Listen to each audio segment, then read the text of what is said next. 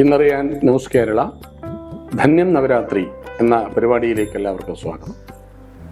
നവരാത്രി ഇച്ഛാശക്തി, ക്രിയാശക്തി, ജ്ഞാനശക്തി, ഈ 3 ദേവതമാരെ ഉപാസിക്കുന്ന 9 രാത്രികളാണ്.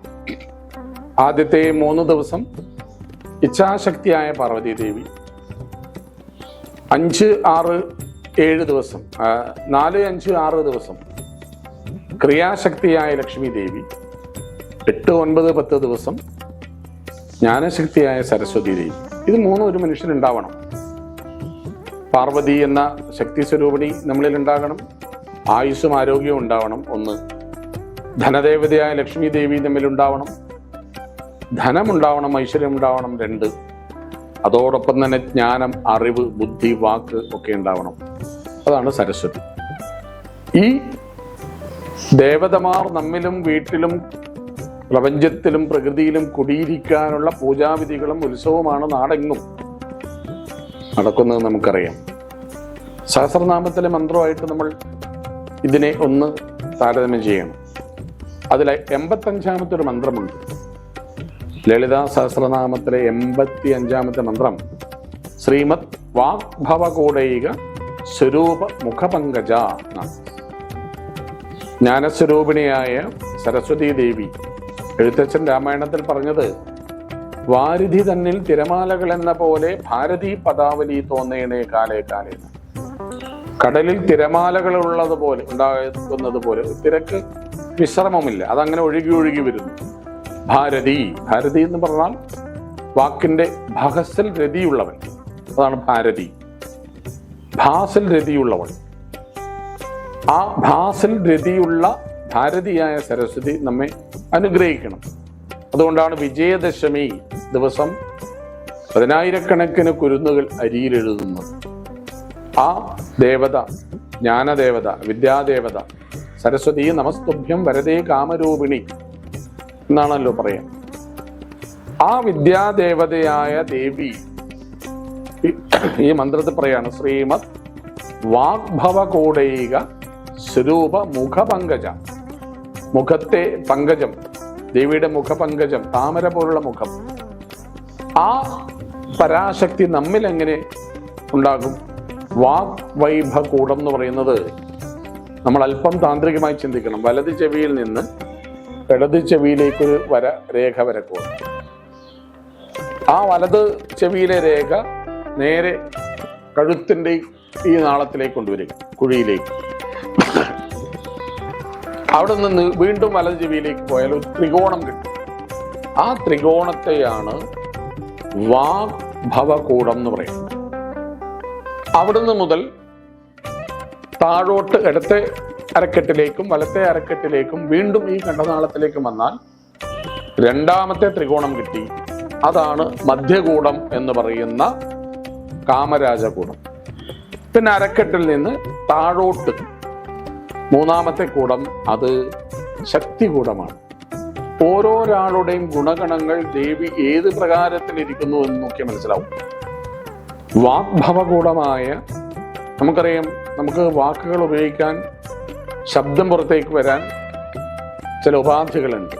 കണ്ഠ്യം, ഓഷ്ട്യം, ദന്ത്യം എന്നൊക്കെ പറയും. ആ വൈഖരി കഴുത്തിൽ നിന്ന് നാദമായിട്ട് പുറത്തേക്ക് വരണം. മലയാള ഭാഷയിലെ ചില അക്ഷരങ്ങൾ, ഇപ്പൊ ചുണ്ടുകൊണ്ട് സംസാരിക്കുന്ന വാക്കുകളുടെ, പദങ്ങളുടെ പാ, പാ, പാ, ഫ, ബ, ഭ, മ.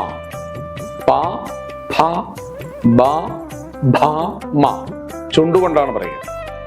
ക, ഖ, ഗ, ഘ, ങ കണ്ഠ്യം കഴുത്തുകൊണ്ടാണ് പറയുക.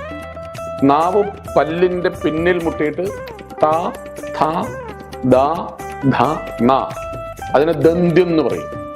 അപ്പൊ ഇത് അനർഗളമായിട്ട് ഈ ശബ്ദങ്ങൾ അതിന്റെ ധ്വനിഘോഷത്തോടെ വരാൻ ദേവി വാഗ്ഭവകൂടൈകം സ്വരൂപ മുഖകം പങ്കജത്തിൽ ദേവി ഈ ഭാഗത്തിരുന്നാൽ നമുക്ക് ഉജ്ജ്വല വാഗ്മിയാകാൻ കഴിയും. അതോടൊപ്പം തന്നെ ജ്ഞാനമുണ്ടാകും, വാക്കുണ്ടാകും. ചില 7, 5, 6 കാരണങ്ങൾ കൊണ്ട് ഈ വാഗ്ഭവകൂടം ദേവി എടുത്തുകളയും. ആരിൽ? നുണ പറയുന്നവരിൽ, അപവാദം പറയുന്നവരിൽ, ചീത്തവാക്ക് പറയുന്നവരിൽ, ആക്രോശിക്കുന്നവരിൽ, തെറ്റായ കാര്യം പറയുന്നവരിൽ, വിഡ്ഢിത്തം പറയുന്നവരിൽ, അങ്ങനെ പരിഹസിക്കുന്നവരിലൊക്കെ ഉണ്ടെങ്കിൽ ദേവി വാഗ്ഭവകൂടം എടുത്തുകളയും. അത് കഴിഞ്ഞ ജന്മത്തിൽ ചെയ്താലും മതി. അവർക്ക് ഈ ജന്മത്തിൽ പിന്നീട് സംസാര സിദ്ധി കുറവായിരിക്കും. അതിന് നവരാത്രി കാലത്ത് ദേവിയെ നമുക്ക് ആ വാക്ക് ഉണ്ടായി ഒഴുകി വരാൻ ജ്ഞാനസ്വരൂപിണിയായ സരസ്വതിയെ പ്രാർത്ഥിക്കണം. ഇനി രണ്ടാമത്തേതായ മധ്യകൂടം, അത് കർമ്മത്തിൻ്റെയും ഭോഗ സന്താന കാര്യങ്ങളുടെയും ആഹാരം, ഊർജം ഉണ്ടാക്കുക. നമുക്കറിയാം, ഹൃദയവും ഉദരവും ജനനേന്ദ്രിയം ഉൾപ്പെട്ട ഭാഗത്താണ് മനുഷ്യന്റെ ഭോഗങ്ങളെല്ലാം ഉള്ളത്, ലൈംഗികതയുള്ളത്, വിശപ്പുള്ളത്, ഹൃദയ സംവേദനത്വമുള്ളത്, കർമ്മമണ്ഡലമുള്ളത്. അതുകൊണ്ട് ആ ഭാഗത്ത് ദേവി ഇരുന്നാൽ മാത്രമേ ഇതൊക്കെ സാധ്യമാകൂ. അത് പാർവതി എന്ന പരാശക്തിയുടെ, ലക്ഷ്മി ദേവിയുടെ ഒക്കെ അനുഗ്രഹം ഉണ്ടാവണം. ഏറ്റവും ഒടുവിലായിട്ടുള്ള വാഗ്ഭവകൂടത്തിൽ മൂന്നാമത്തെ ശക്തി കൂടേതാപ കട്യതോ ഭാഗധാരിണി കണ്ട കടിപര്യന്ത മധ്യകൂട സ്ഥിതാ ദേവി. കണ്ടം തൊട്ട് അരക്കെട്ട് വരെ ഉള്ള ദേവി, അരക്കെട്ട് വരെ ദേവി കണ്ട കടിപര്യന്ത, മധ്യകൂടമായിട്ടും ശക്തികൂടമായിട്ട് ഏറ്റവും അടിയിൽ, അത് യോഗികൾക്കൊക്കെയുള്ള ഒരു ഭാവമാണ്. ഈ മന്ത്രം നവരാത്രി കാലത്ത് പാർവതി, ലക്ഷ്മി, സരസ്വതി നമ്മുടെ ശരീരത്തിൽ വീണ്ടും വിധത്തിൽ വിളങ്ങിയാൽ ഇച്ഛാശക്തിയും ക്രിയാശക്തിയും ജ്ഞാനശക്തിയുമായിട്ട് ഈ ദേവതകൾ ഉണ്ടായിരിക്കണം എന്നാണ് നവരാത്രി നൽകുന്ന സന്ദേശം. കഴുത്തിന് താഴെ ആ കാമരാജകൂടവും ഏറ്റവും ഒടുവിൽ യോഗവിദ്യയായിട്ട് ത്രിപുരസുന്ദരിയായിട്ടും വിരാജിക്കട്ടെ. വാഗ്ഭവകൂടം എല്ലാവരിലും ഐശ്വര്യമായിട്ട് നിൽക്കട്ടെ എന്ന് പ്രാർത്ഥിച്ചുകൊണ്ട് നവരാത്രിയുടെ ഈ നവമി എന്ന ദിവസം വളരെ പ്രാധാന്യപ്പെട്ടതാണ്. എല്ലാ പൂജകളും വെക്കേണ്ട ദിവസമാണ്. നമ്മുടെ സർവവും ഇന്നലെ പൂജയ്ക്ക് വെച്ച് കഴിഞ്ഞു.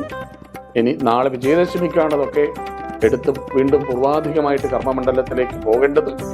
ഇതിനടച്ചു പൂജ എന്ന് പറയും.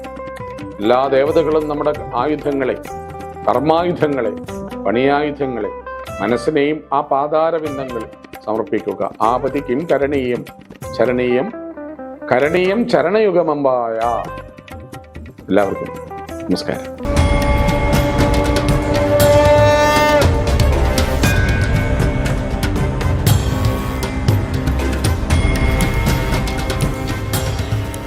വിവാഹ പർച്ചേസുകൾക്ക് കുറഞ്ഞ പണിക്കൂലിയിൽ സ്വർണം മുൻകൂട്ടി ബുക്ക് ചെയ്യാൻ അഡ്വാൻസ് ബുക്കിംഗ് സ്കീം. പണിക്കൂലിയിൽ 50% വരെ ഡിസ്കൗണ്ട് നേടാൻ മൈ ഗോൾഡ് സേവിംഗ് സ്കീം. പണിക്കൂലി ഒന്നുമില്ലാതെ സ്വർണ്ണാഭരണം സ്വന്തമാക്കാൻ ഗോൾഡൻ ബഡ് സ്കീം. എന്നും വിശ്വസ്തയോടെ സ്വർണം സ്വന്തമാക്കാൻ Aaradhana jewellery, Bangalore and city centre, Kannur, Fahaheel and Maliya, Kuwait.